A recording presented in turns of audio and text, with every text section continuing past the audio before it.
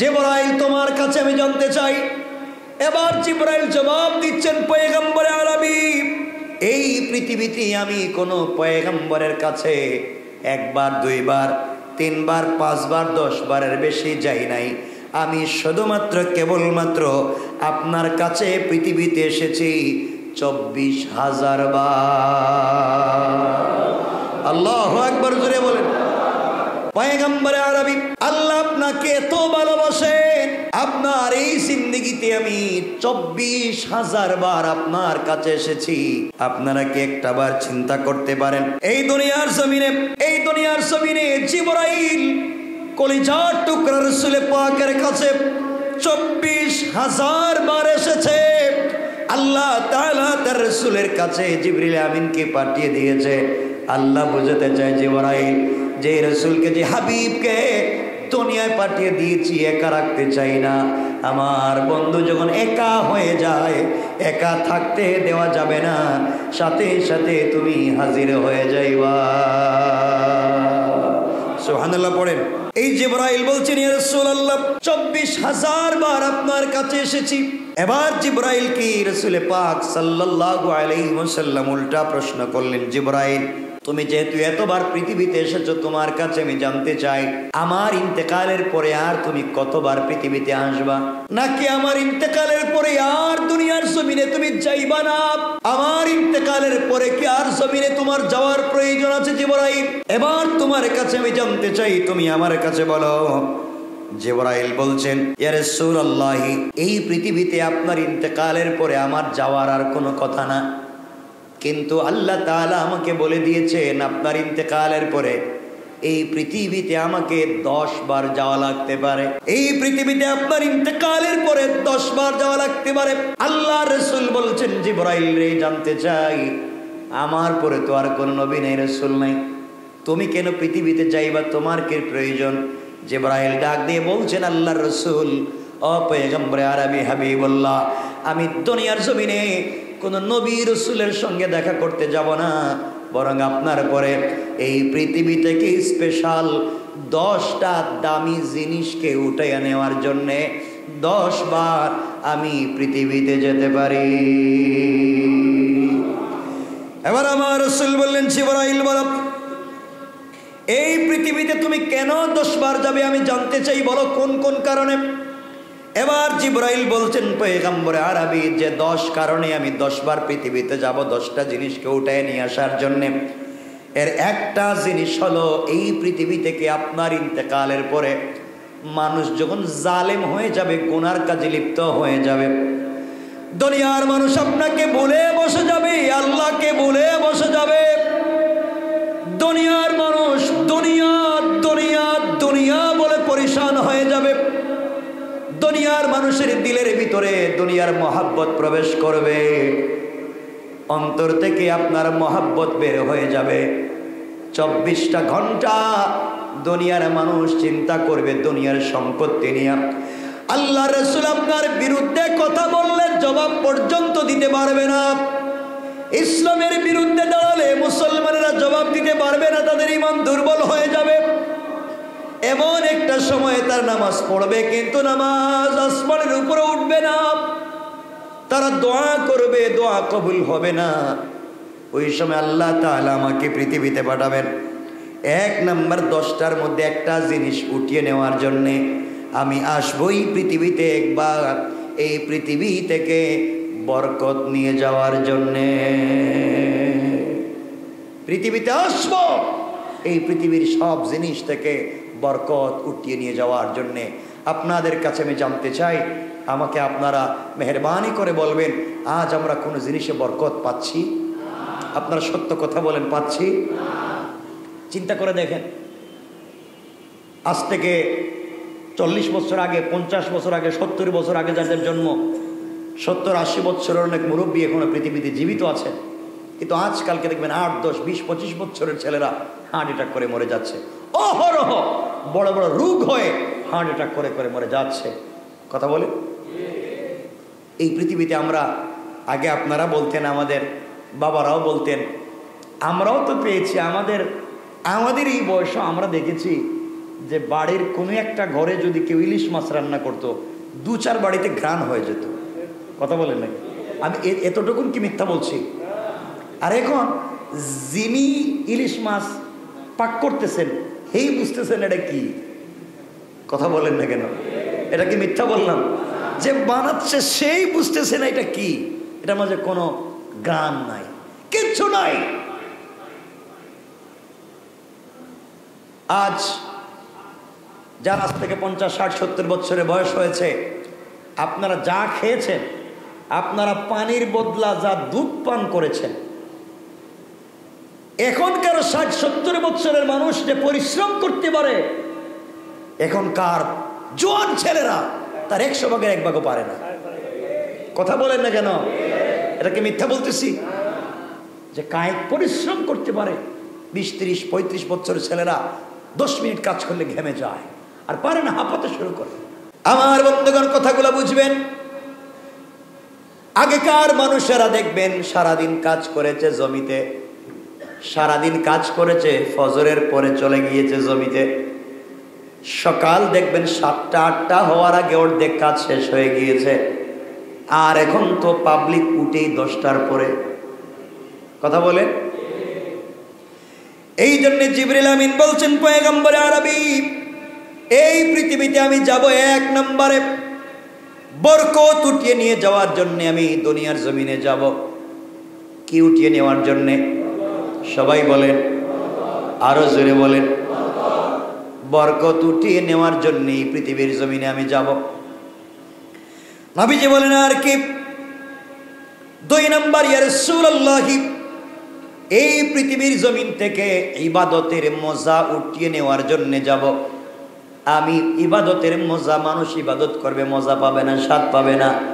আজ আমরা ইবাদত করি ঠিকই, কিন্তু ইবাদতের কোনো স্বাদ পাই না। কিয়ামতের আগে বরকত উঠে যাবে, ইবাদতের স্বাদ উঠে যাবে। আল্লাহ রাসূল সাল্লাল্লাহু আলাইহি ওয়াসাল্লাম বলে দিয়েছেন, জিবরিল আমিনকে, জিবরিল আমিন রাসূলে পাককে জানিয়ে দিয়েছেন, আজ আমরা ইবাদতে মজা পাই না, এই জন্য নামাজের সময় আড্ডা দেই। দেখা যায় মসজিদে যত মানুষ হয় তার চাইতে গান বাজনায় 3 ডাবল মানুষ হয়ে যায়। ঠিক কিনা বলেন? মানুষ গান বাজনা তামশায় লিপ্ত হয়েছে, ইবাদতে মজা পাই না। এজন্য আমরা 2, 4 দিন, 5 দিন, 40 দিন, 50 দিন নামাজ পড়ার পরে, দোয়া করার পরে বলি, আল্লাহ এত দোয়া করলাম, আমার দোয়া দেখে কবুল হইতেছে না, কারণ স্বাদ পাচ্ছি না। আমি ইবাদত করতেছি, স্বাদ পাচ্ছি না। আমি নামাজ পড়তেছি, স্বাদ পাচ্ছি না। আমি কোন জিনিসে মজা পাচ্ছি না। এটা কি মিথ্যা? আজকে মানুষ তাসবিহ পড়ে না, মজা পায় না। জিকির করে না, মজা পায় না। কোরআন তিলাওয়াত তো করেই না, কারণ তিলাওয়াতের কোনো মজা নাই। অথচ সাহাবায়ে কেরাম আগে তিলাওয়াত ছাড়া কিছুই বুঝতেন না। তিলাওয়াতই তাদের সব মজা, তিলাওয়াতই সব স্বাদ, নামাজই সব স্বাদ। আপনারা তো জেনেছেন হযরত আলী কাররামাল্লাহু ওয়াজহু, আমি আরো বলেছি, রাসূল পাকের কলিজার টুকরা সাহাবী, নিজের আপন চাচাতো ভাই হযরত আলী কাররামাল্লাহু ওয়াজহু, আল্লাহ যাকে আসাদুল্লাহিল গালিব, বিজয়ী বাঘ বানিয়ে পৃথিবীতে পাঠিয়েছেন, যিনি হচ্ছেন সাইয়্যিদাতুন নিসাই আহলিল জান্নাহ, হযরতে ফাতেমা রাদিয়াল্লাহু তাআলা আনহার কলিজার টুকরা স্বামী। তিনি হচ্ছেন সাইয়্যিদা শাবাবি আহলিল জান্নাহ, জান্নাতের যুবকদের সরদার নেতা, হাসান হুসাইনের কলিজার টুকরা পিতা হযরতে আলী। তারা নামাজে, তারা ইবাদতে স্বাদ পাইতেন, কিন্তু আমরা আজকে পাচ্ছি না। ঠিক কিনা বলেন?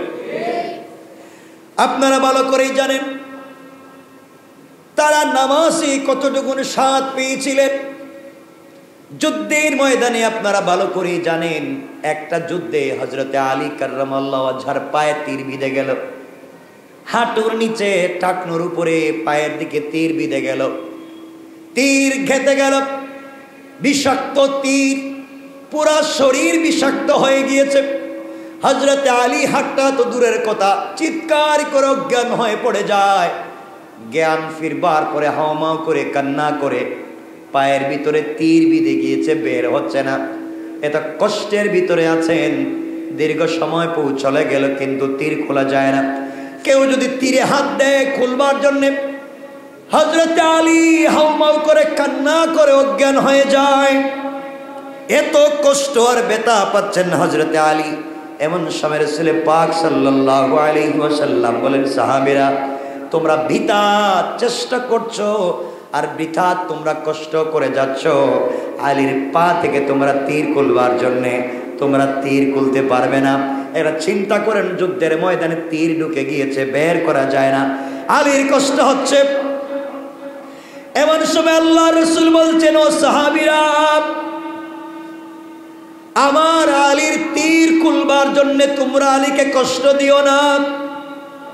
আমার আলী যখন নামাজে দাঁড়িয়ে যাবে, কিছুক্ষণ পরেই তো নামাজের সময় হয়ে গিয়েছে, আলী যখন নামাজে দাঁড়িয়ে যাবে তখন তোমরা তার পা থেকে একজন দুইজন যদি মিলে সজোরে টান দিয়ে তীর বের করে ফেলো, যেই তীরে হাত দিলে চিৎকার করে উঠে নামাজে দাঁড়াইয়া গেলে দুই চারজন মিলে যদি টেনে টেনে বের করো, আমার মন বলছে আমার আলী কিছুই বলতে পারবে না।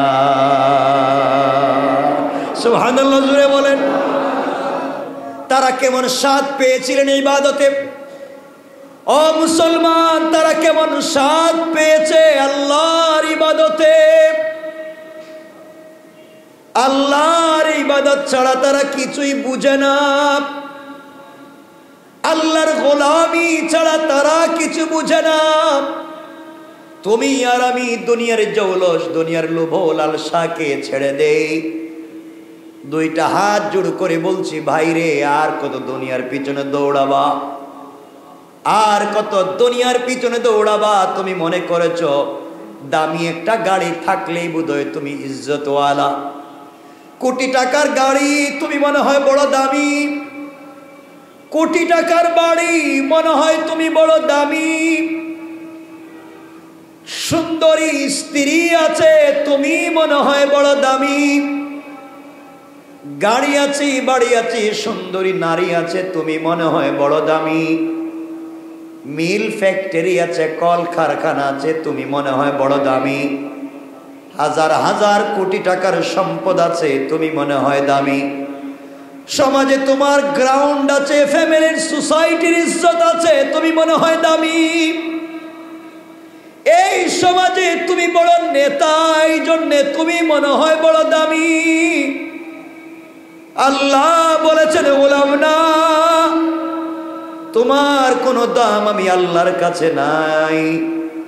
টাকা পয়সা বাড়ি গাড়ি থাকতে পারে, কিন্তু তোমার কাছে যদি কোরআন না থাকে তুমি আমার কাছে দামি হতে পারবে না।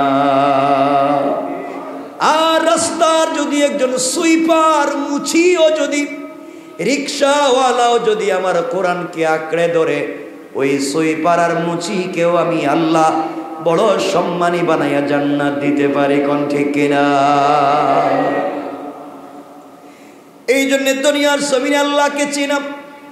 যে কথা বলতে চাইলাম, হযরতে আলী কাররামাল্লাহু ওয়াজহার পায়ের ভিতরে তীর বিঁধে গেল, কেউ খুলতে পারে না, হাউমাউ করে কান্না করে চিন্তা করেন, অজ্ঞান হয়ে পড়ে যায়। আপনার শরীর হালকা কাটলে আপনার সহ্য হয় না, যুদ্ধের ময়দানে পায়ে তীর ঢুকে গিয়েছে, কেমন ব্যথা।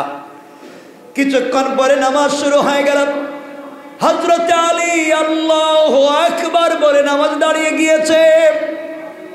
নামাজি যখন আলী দাঁড়িয়ে দাঁড়িয়ে সূরা ফাতিহা তেলাওয়াত করে, এমন সময় একজন দুইজন তিনজন চারজন অথবা পাঁচজন সাহাবী মিলে সজোরে টান দিয়ে তার পা থেকে তীর খুলে ফেললেন। চামড়া উঠে গেল, গোশত খসে গেল, কিন্তু হযরতে আলী মশা বসার মতো কোনো কষ্ট পায় না। আল্লাহু আকবার।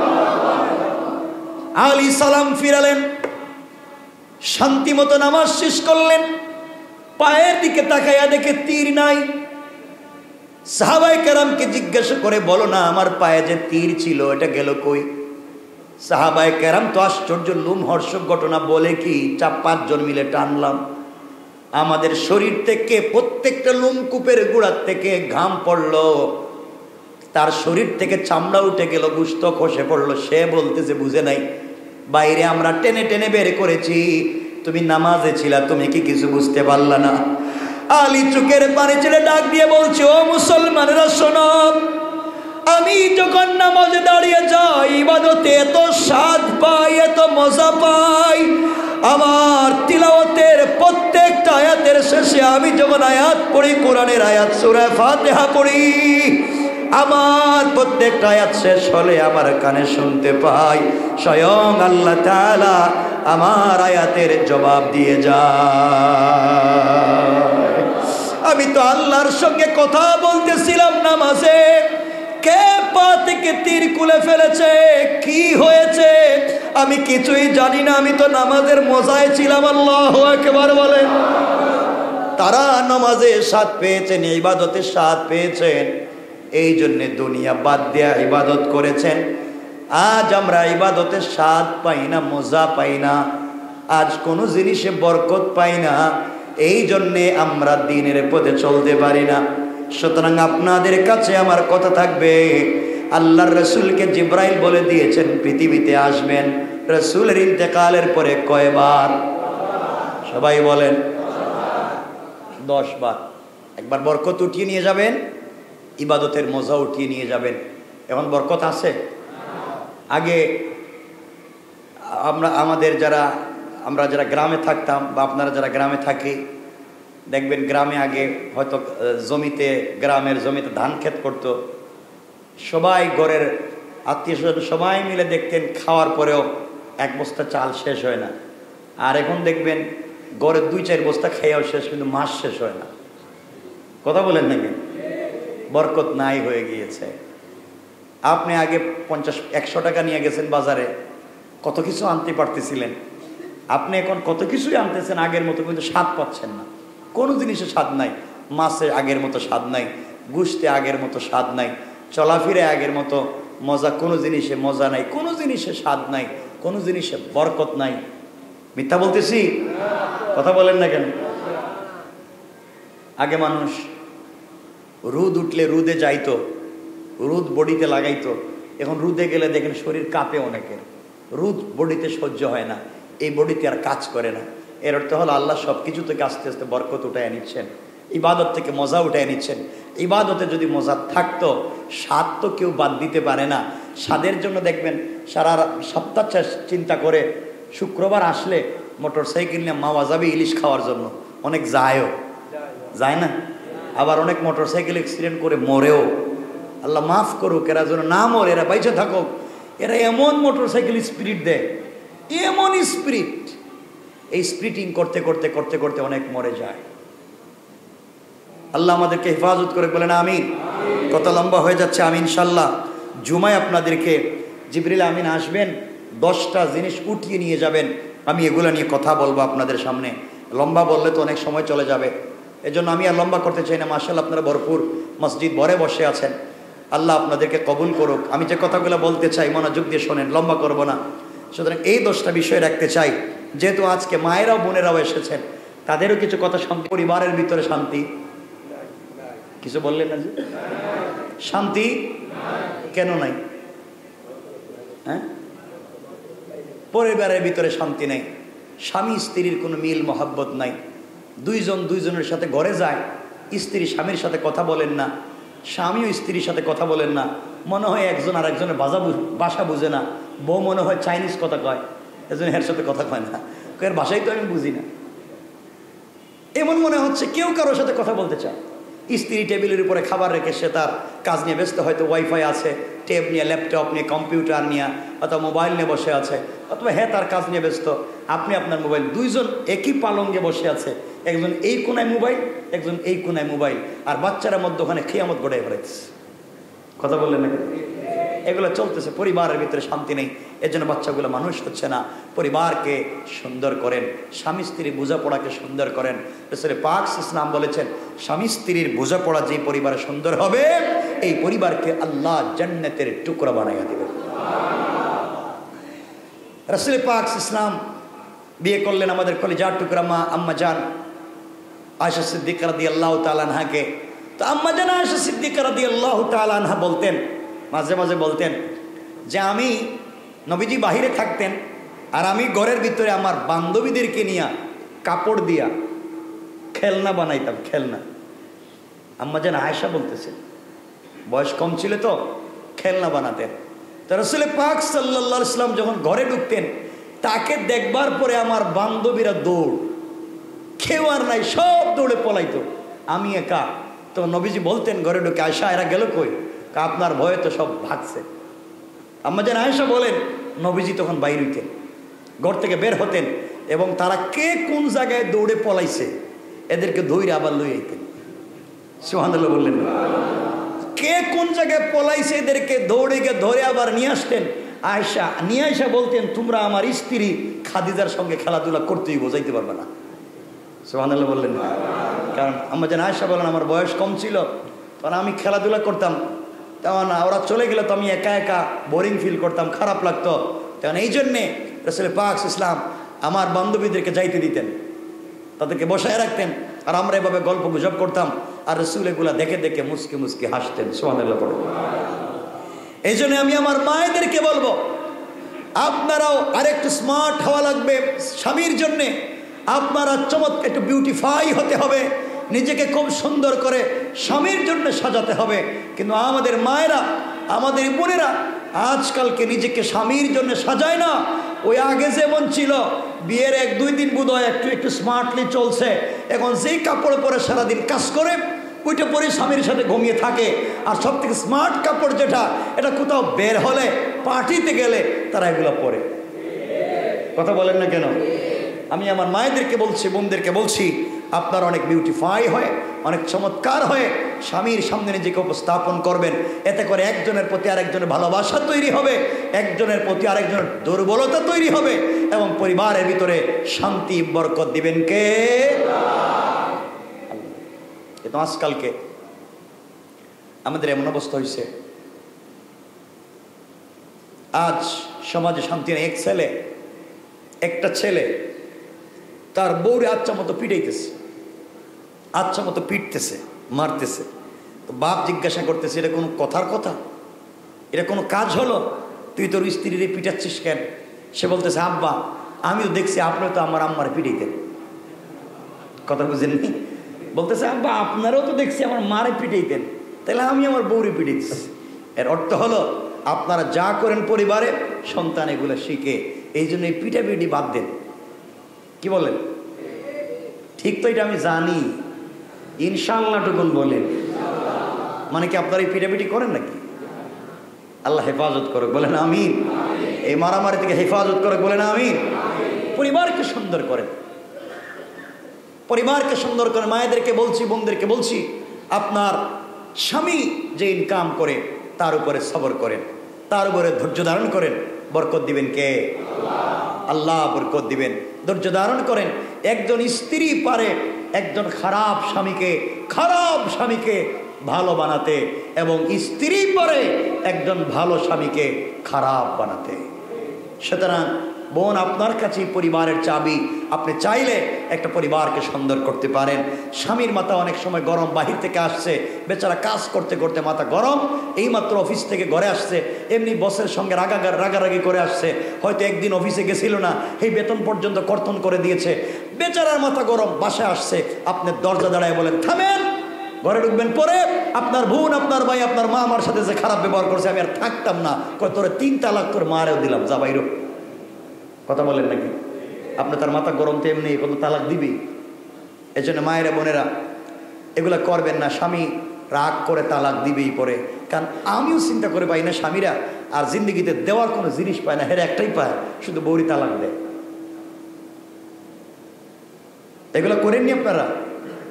এখানে কেউ আসেননি না? এরা সব তো ভদ্র অলিয়া পর্যায়ে পৌঁছে গেছে, তো এই কামগুলো কেউ করে না, এত ভদ্র পর্যায়ে পৌঁছে গেছেন। এজন্য এগুলো পরিবারে করবেন না। স্ত্রীকে আপনি রাগ করতে পারেন, কিন্তু আপনি তাকে তালাক দিতে যাবেন কেন? মারতেই যদি প্রয়োজন, রাসূল পাক বলছেন স্ত্রীকে মারতে আপত্তি নেই। রাসূল বলছেন মারো, কিন্তু দাগ পড়তে পারবে না।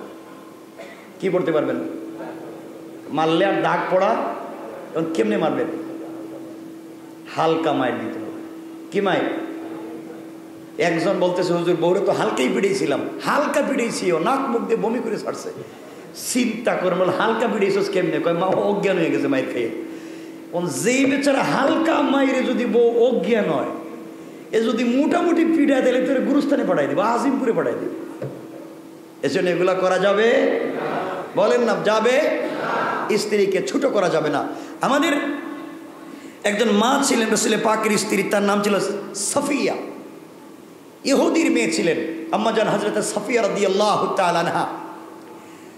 তাকে হযরত হাফসা, ওমরের মেয়ে হযরত হাফসা রাদিয়াল্লাহু তাআলা আনহা মাঝে মাঝে বলতেন, তুমি তো ইহুদির মেয়ে, তুমি তো ইহুদির মেয়ে, আমি ওমরের মেয়ে, আর তুমি ইহুদির মেয়ে। রাসূল পাক একদিন বাহির থেকে আসছেন, এসে দেখেন হযরতে হাফসা কাঁদতেছেন, সাফিয়া কাঁদতেছেন।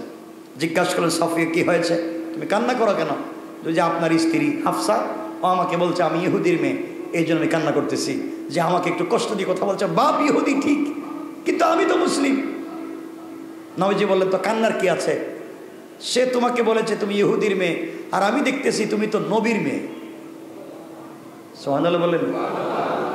স্ত্রীকে খুশি করবার জন্য রাসূল কেমনে চমৎকার কথা বললেন, ডাইরেক্ট উল্টা। তুমি বলতেছো হাফসা বলেছে তুমি ইহুদির মেয়ে, আর আমি দেখতেছি তুমি তো নবীর মেয়ে। সুবহানাল্লাহ বলেন। রাসূল পাক বলতেন, সাফিয়া রে, হাফসা তোমাকে বলেছে তুমি ইহুদির মেয়ে, আর আমি দেখি তুমি তো নবীর মেয়ে। তোমার বাপও নবী, তোমার চাচাও নবী।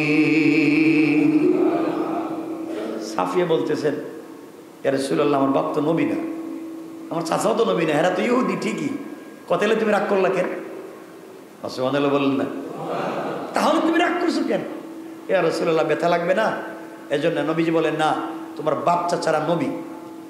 হযরতে সাফিয়া বললেন, কেমনে আমি জানতে চাই, কেমনে আপনি বললেন আমার বাপ চাচারা নবী, জানতে চাই। নবীজি বলেন, সাফিয়া রে, তোমার বংশ পরম্পরা যেখানে গিয়েছে, তোমার বংশ পরম্পরা গিয়েছে তোমার এক চাচার নাম হযরতে হারুন, তোমার বাবার নাম হযরতে হারুন, অর্থাৎ তোমার বাবার বংশ পরম্পরা যেখানে গিয়েছে, তোমার বাবার বাবার বাবার নাম হারুন। সুবহানাল্লাহ বলেন। হারুন নবী ছিলেন কি ছিলেন না? তিনি বললেন, তোমার বাবার বাবার বাবার বাবার নাম হারুন, আর হারুনের ভাইয়ের নাম কি? কথা বলেন না কেন? মুসা। সুতরাং হারুনও নবী, মুসাও নবী। এই জন্য বললাম বাবার বাবাও নবী, চাচার চাচাও নবী, অর্থ তোমার বাপও নবী, তোমার চাচাও নবী। সুবহানাল্লাহ। স্ত্রী খুশি হয়ে গেলেন। নবীজি বললেন, হাফসা রে, সাফিয়া রে, তোমাকে তারা এই কথা বলে কষ্ট দিয়েছে, তুমি বলতে পারলে না যে আমার বাপ ইহুদি হতে পারে, কিন্তু আমার স্বামী হলেন আল্লাহর একজন পয়গম্বর হাবিবুল্লাহ, আল্লাহর পরে যার মর্যাদা তিনি হলেন আমার স্বামী। বলেন সুবহানাল্লাহ, আল্লাহু আকবার। খুশি করে দিয়েছে। হযরতে সাফিয়া খুশি হয়ে গেলেন। আর আমরা আমাদের স্ত্রীদেরকে বলি, তোর বাপ সিনোস, এটা কেটা ছিল? তোর বাপরে সিনোস, তোর চাচা দাদারা সিনোস, হেরা কেরা ছিল? আর আমার বাপ দাদারা সিনোস, আমরা কি? কথা বলেন না কেন? এগুলাই তো আপনারা, এগুলাই তো দেখান, গুন্ডামি দেখান, বংশের গৌরব দেখান, মেয়েটাকে ছোট করেন। চিনো আমি কোন বংশের ছেলে, তোর বিয়ে করে ঠকছি। এগুলো ঠিক না, এগুলো আমরা বলবো না। ইনশাআল্লাহ পরিবারকে সুন্দর করে দিবেন কে? যেন স্বামী স্ত্রীর কেমিস্ট্রি যদি চমৎকার না হয়, স্বামী স্ত্রীর বোঝাপড়া যদি চমৎকার না হয়, ওই পরিবার থেকে চমৎকার সন্তান জন্ম নিতে পারে। আল্লাহ তাআলা আমাদের সবাইকে কবুল করুক। আজকের মতো এখানে রেখে দিতে চাই। আমার জন্য